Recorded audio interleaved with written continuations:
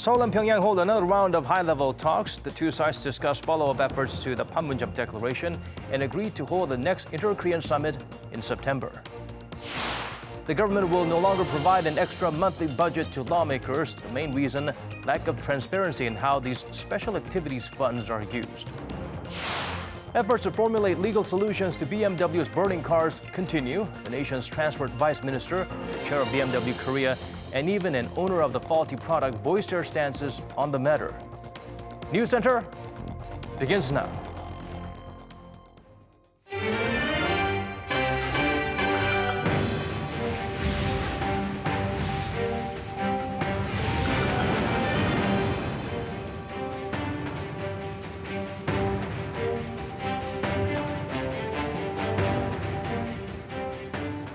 It's 8 p.m. here in Korea, live from our studio in Seoul. This is Arirang News Center. Welcome to our program. I'm Daniel Choi. Our starting point is once again the latest high-level inter-Korean talks. It's agreed the next summit will take place in the North's capital in September. However, they were unable to set a specific date, and the regime even warned that obstacles in improving relations must be removed. Woo Jung-hee has our top story. The next and third Inter-Korean summit of this year will be held in September, though an exact date is not yet set. Meeting at the border village of Panmunjom on Monday, high-level delegations from Seoul and Pyongyang agreed South Korean President Moon Jae-in will be making his way up to the North Korean capital for the summit in September. We're holding the summit in Pyongyang, so North Korea's circumstances need to be considered. We agreed the summit needs to take place as soon as possible, but considering North Korea's schedule, we've initially decided to hold it in September and set the date through discussions. Realistically, it can't happen in August. September is a busy month. The North Korean regime celebrates the 70th anniversary of its establishment on September 9th. Also, the UN General Assembly kicks off in New York in the latter half of the month. It's not clear whether the Inter-Korean summit will come before, in between, or after these two events, but the nation's presidential office has ruled out early September because it could be hard for the regime to prepare for both its anniversary and the summit. But there seems to be another reason they couldn't agree on a specific date. Despite a seemingly warm and friendly atmosphere, North Korea had a sharp warning for South Korea. It's very important that we quickly get rid of obstacles that hinder the improvement of inter-Korean relations. That'll be crucial to developing our ties and carrying things out according to schedule. If these issues are unresolved, then some unexpected problems could occur and our plans could face difficulties. Speculation is that Pyongyang would have brought up the issue of sanctions during the meeting and urged Seoul to get more involved in alleviating them and chose not to set a date to put pressure on Seoul. Overall, the two Koreas agreed that they've been quite successful in implementing the April summit agreement, citing progress seen in cooperation on railway and road connections, forestation, opening up a joint liaison office, and holding family reunions. But Monday's talks were far short of putting an official seal on the summit, unlike aimed. So in terms of results, it's still a bit vague. Woo Jung-hee, Arirang News. Hours after the agreement was announced, the nation's top office responded. With some of the details out, it hopes for a successful meeting between the two leaders. The presidential spokesperson says he expects further working-level talks will be held, in which they could also settle some of the key agendas for the summit. He added the preparatory team for that event is set to begin work soon. The two Koreas also began joint inspections of roads on both sides that will hopefully one day be linked to each other. According to Seoul's Unification Ministry, officials agreed to begin checking the Gyeongui Road that runs along the west coast between August 13th to the 20th. They will start from Kaesong and work their way up to Pyongyang. The dates for the inspections of the Donghae Road along the east coast will be decided later on after the Gyeongui Road is finished. The Comprehensive Nuclear Test Ban Treaty Organization can help with North Korea's denuclearization process. That's coming from the committee's executive secretary, Lasina Zerbo, who highlighted during a press conference in Seoul that if the international community and member countries wanted, the organization can assist the process with its professional personnel and technology. On Pyongyang's recent denuclearization steps, Jerbo explained it's hard to tell whether the facilities have been completely dismantled, as there are no on-site experts to verify it. Earlier in the day, he also met with South Korea's top diplomat to discuss the CTBTO's role in achieving peace and denuclearization on the peninsula.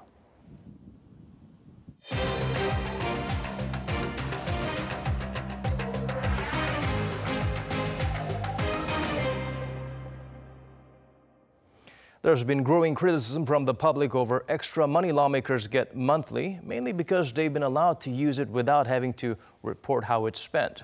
It's agreed by the floor leaders of the country's three major parties. No more special activity funds. Kim Min-ji fills us in on this breakthrough at the National Assembly. South Korea's rival parties have decided to do away with the so-called special activity funds for lawmakers. The agreement was reached Monday in a meeting between the parliamentary speaker and the floor leaders of the three negotiating parties. Initially, the two biggest parties had agreed to keep the funds, but use them only in cases where they can turn in receipts or documentation. But in the end, they decided to join the minor parties in calling for the controversial funds to be scrapped altogether. I believe this is a bold decision that will go down in the country's political history. The National Assembly will decide quickly how to systematically go about scrapping the funds. There has been controversy over the special activity funds, as some ranking lawmakers get tens of thousands of US dollars a month on top of their salary, but they've been under no obligation to report how the money is spent. This year, the budget set for special activity funds in Parliament is reportedly worth roughly $5.5 million. The rival parties said they will lead efforts to do away with the funds, which could encourage other state entities to follow suit, like the National Intelligence Service, the Presidential Office, and the prosecution. For now, Monday's agreement only applies to the floor leaders of the negotiating parties. The Speaker will hold further discussions with the chairs of the National Assembly standing committees and those in other top parliamentary positions and announce Thursday on how they plan to improve the system. However, some have raised concerns that the National Assembly could just end up expanding its budget for official expenses to make up for the loss of the special activity funds. Rival lawmakers haven't responded officially to that, saying there needs to be more discussion. Kim Min-ji, Arirang News. President Moon Jae-in will hold another working lunch on Thursday, this time with floor leaders of 5 political parties from the National Assembly. Other than pending issues, they will also discuss how to improve joint governance with the legislature, something the South Korean leader has continuously stressed. There will be extra focus on ways to work together on bills related to the people's livelihoods ahead of the scheduled extraordinary and regular parliamentary sessions. The upcoming lunch at the top office will be the 5th one Moon held with party leaders in general and the second with leaders from the floor. With dozens of late-model BMWs catching fire recently here in Korea, lawmakers called in the chair of the German car giant's local unit for an emergency meeting. The ruling party vowed to quickly provide legal solution to the matter. Kim Mo-gyun gets us up to speed with the developments. Ruling party lawmakers on the National Assembly's Land, Infrastructure and Transport Committee held an emergency meeting on Monday to discuss a string of fires involving local BMW sedans. And the hot seat was the chairman of BMW Korea, Kim Hyo-jun. As the meeting kicked off, the floor leader of the Democratic Party of Korea, Hong Young-pyo, pointed out the seriousness of the issue and promised that the ruling party will work to tackle the problem. The BMW problem has highlighted the need for a change in the current legal system, especially when it comes to products directly linked to safety. We will try our best to improve the system in the September regular session. The committee's number 2, Yoon Kwan-seok, said that they will come up with prevention and compensation measures that can reduce public anxiety and ensure safety on the road. We will come up with constructive remedies, such as strengthening the system for punitive damages against manufacturers that deliberately fail to take action against defects. We will also provide legal grounds to ban the driving of problematic vehicles.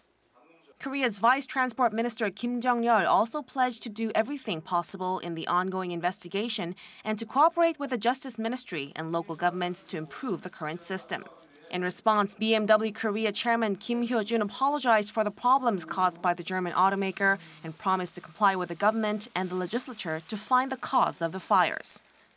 We'll not leave any room for unanswered questions in the investigation. We'll do our best to finish the recall process as soon as possible and not cause any more concern regarding the public's safety. Kim Mo-gyan, Arirang News. Even an owner of a BMW car came forward to share his side of the story. He claims the auto giant intentionally put off decision to issue a recall and even called on the police to secure emails exchanged between BMW Korea and its HQ in Germany. For details, let's turn to our Choi Si-young. The owner of a BMW, whose car was the first one locally to catch fire, testified to police this afternoon. He had filed a criminal complaint last Thursday against BMW seeking an investigation and was summoned by the Seoul Metropolitan Police. As he arrived, the man, surnamed E, claimed to reporters that the German carmaker intentionally hid the vehicle's defects. He went on to say that he will ask the police to secure emails BMW Korea exchanged with its headquarters in Germany and with the manufacturer of the faulty engine part known as EGR, or exhaust gas recirculation. The man's lawyer said he is well prepared with documents supporting his client's claim, and he added that as many as 50 other people will also lodge criminal complaints. Meanwhile, the Transport Ministry says it is carrying out its own probe to determine if BMW did indeed intentionally hide vehicle defects and delay its decision to issue a recall. A total of 39 BMWs have caught fire in Korea so far this year. Luckily, no one has been hurt. Choi Si-young, Arirang News. The government and parliament are reviewing the national pension as they are required by law to do so every 5 years. While there are talks of major changes, President Moon Jae-in dismissed the idea of altering the state-run program without the public's agreement. 당연히 노후 소득 보장을 확대해 나가는 것이 우리 정부 복지 정책의 중요 목표 중 하나인데 마치 정부가 정반대로 그에 대한 대책 없이 국민의 보험료 부담을 높인다거나 연금 지급 시기를 늦춘다는 등의 방침을 정부 차원에서 논의되고 있는 것처럼 알려진 연유를 이해하기가 어렵습니다. The South Korean leader made those comments in a meeting with top aides after recent reports and criticisms of supposed plans to lengthen the pension's pay-in period to the age of 65 from the current 60. South Korean stocks dropped as Turkey's financial crisis fueled fears of contagion spreading to other emerging markets. The nation's benchmark index went down 34.34 points or 1.5% to close at 2,248, its lowest since May last year. The Kosdaq also lost nearly 4 points on declines in bio and tech stocks. The lira plunged on escalating tensions between Ankara and Washington over the release of a detained American pastor. President Trump vowed to authorize higher tariffs on Turkish steel and aluminum. Turkey's banking watchdog BDDK said it will limit local bank swap, spot, and forward transactions with foreign investors to 50% of a bank's equity. The nation's outbound shipments to China has been nosediving in recent years. Shrinking investment and consumption of manufactured goods in Beijing are seen as the main driving factors. Ko Roon-hee provides an in-depth analysis of this unwelcome phenomenon. In the 1990s and early 2000s, South Korea's exports to China saw relatively strong growth rates, with exports to China growing at a faster rate than South Korea's exports to the rest of the world. However, exports in 2016 dropped sharply by 9.3% on year and fell 14.7% compared to 2013, despite both economies experiencing solid GDP growth. To explain this downward trend, an economist at the Bank of Korea released a report on Monday. Choi Moon-jung attributed the fall to a decrease in overall investment by China from 2013 to 2016. This means China imported less South Korean intermediary goods and capital goods, which are used to make final products. Another main reason is that Chinese consumers are moving away from manufactured goods, preferring to spend money on services instead. Because consumption decreased in the world's largest manufacturing market from 2013 to 2015, this directly impacted South Korea exporters, who ship intermediate goods to China. The report suggested that South Korea should strengthen service sector trade ties with China. Ko Roon-hee, Arirang News. Seoul's finance ministry seeks to provide greater support to sectors that need to become globally competitive. Ultimately, the goal is promoting Korean industries considered crucial to the so-called Fourth Industrial Revolution. Kim Ji-yeon sheds light on this strategic investment plan. The Minister of Economy and Finance, Kim Dong-yeon, held a meeting in Seoul on Monday with economy-related ministers and announced measures to revitalize the so-called platform economy to help spur innovative growth. To make the platform economy a reality, the government is to invest more than $370.4 million next year in fields related to the data economy, artificial intelligence, and the hydrogen economy. The government is to spend nearly $79.4 million of next year's budget on fostering 10,000 local experts over the next 5 years. The government aims to spend more than $4.4 billion of next year's budget on the platform economy and 8 core innovative fields. That's nearly $1.8 billion more compared to this year's. It also says it's setting up a startup school, tentatively named Innovation Academy, to help form a network with globally renowned education institutes and companies. Among the existing 8 core innovative fields the government had plans to make strategic investments in, the ministry says it has replaced smart superconnectivity with biohealth, with the former categorized under the data economy category. It vowed to provide research and development in the biotech sector for the development of personalized treatment, also known as precision medicine. It plans to conduct cohort projects to collect and utilize bio and medical data, and build a data platform so that hospitals can share the data. The government also selected the cities of Sejong and Busan as demonstration sites for the development of smart cities. The ministry says it'll support the building of infrastructure and the development of autonomous vehicles and provide guidelines for drone testing sites. Kim Ji-yeon, Arirang News. Authorities have announced that human remains were discovered inside the Sewol-ho ferry's third-floor cabin. Officials reportedly found what appears to be a human front tooth. The Ministry of Oceans and Fisheries will send the evidence to the National Forensic Service for examination. The discovery is the first of its kind since the government lifted the ferry to an upright position in May.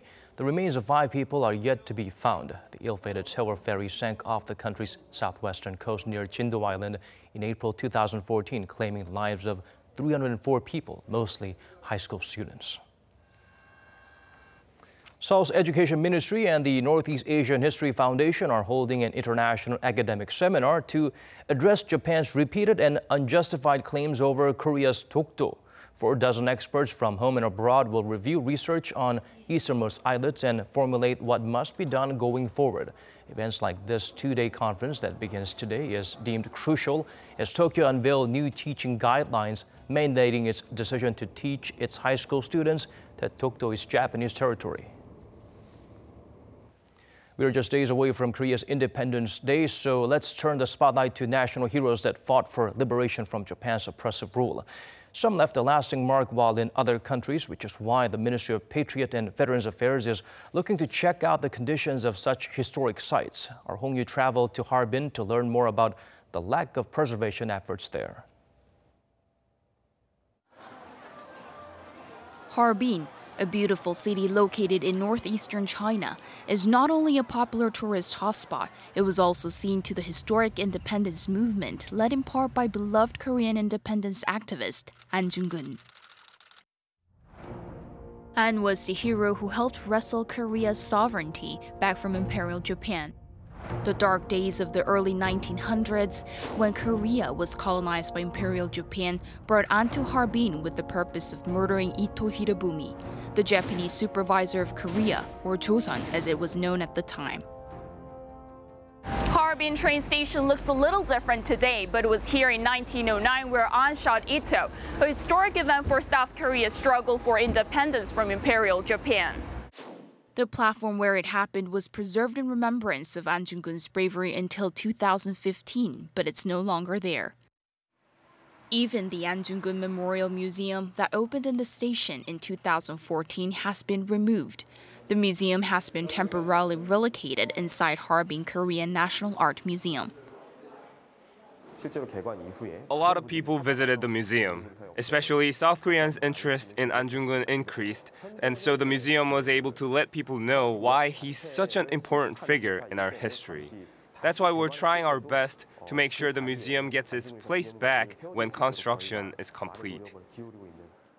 But it remains to be seen whether the museum will get its place back. It will have to wait until reconstruction work is finished in 2020.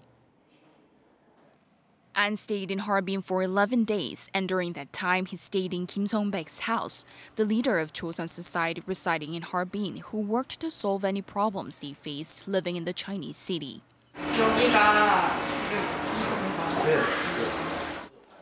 Yet this house, that's such an important part of Korean history, has not been preserved at all. Instead, it's home to a local resident.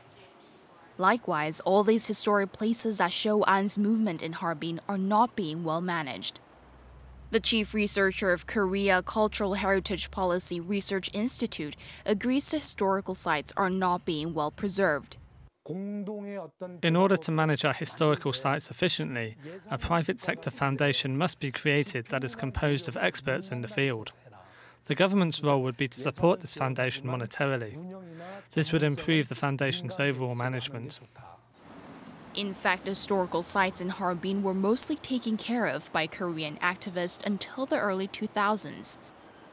Government efforts only started when the public demanded they support the work of Koreans trying to preserve the sites. With the uncertainty in the air, it's hoped the government can cooperate with the private sector to preserve and effectively manage these historical sites that are so dear to Koreans around the world. Hong Yu, Arirang News, Harbin. Moving on to other stories now, this has been quite the summer for Korea. The mercury spiking to record levels is nothing new now. Other than being the hottest on record, it's also been one of the driest. The hardest hit are farmers and consumers as the conditions damage crops and hike the prices for agricultural goods. Han Soo-ah has the full story. Rainfall this month was the lowest recorded in 46 years. According to the Korea Meteorological Administration, the average cumulative precipitation in the country between July 12th and August 11th was just 32.9 millimeters, 10% of the average rainfall for this period. Jeju Island saw the least rainfall with just 4.8 millimeters. Seoul received 12.2 millimeters, which is just 3% of the average rainfall for this period. Gangwon-do province saw the most rainfall with 266 millimeters. The heat waves and drought have brought serious damage to the local farming industry. According to the Ministry of Agriculture, the heat wave this year killed more than 5 million livestock, a 35% increase on last summer. More than 2,000 hectares of crops, or 3,000 soccer fields of crops, were also damaged by the heat. The damage has pushed up the prices of agricultural goods. Data from the Korea Consumer Agency shows vegetable prices have jumped more than 50% compared to the last month. The price of major marine products has also surged more than 30% from last year. Last week, to help mitigate the impact of the heat wave, Prime Minister Lee Na-kyun instructed government ministries and public organizations to stop work at public construction sites during the daytime, or delay the work for several days to avoid heat-related problems. Also, agricultural insurance programs supported by the government are working to provide compensation for crop damage. And there's not a lot of rain in the forecast for the time being, as Typhoon Yagi, which was expected to bring rain to the Korean peninsula, has shifted course towards Shanghai. Han Soo-ah, Arirang News.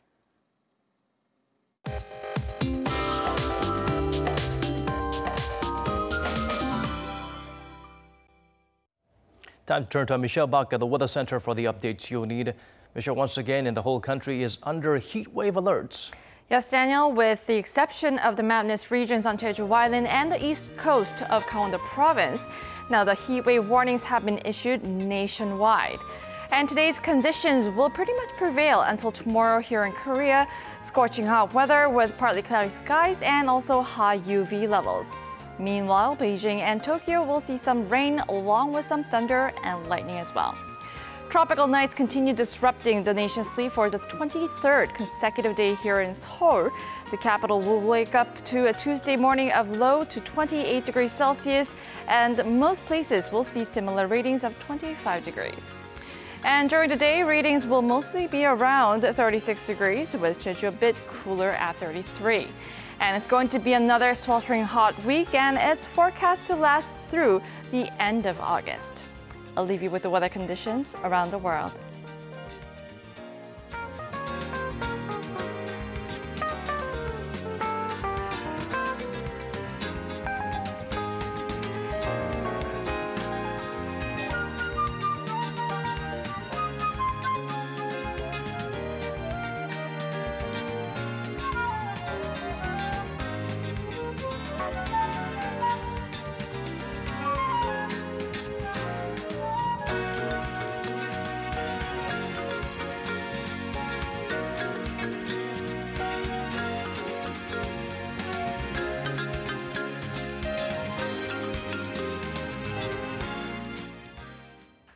That's all we could pack into tonight's edition of Arirang News Center. Wherever you may be tuning in from, thanks for staying with us.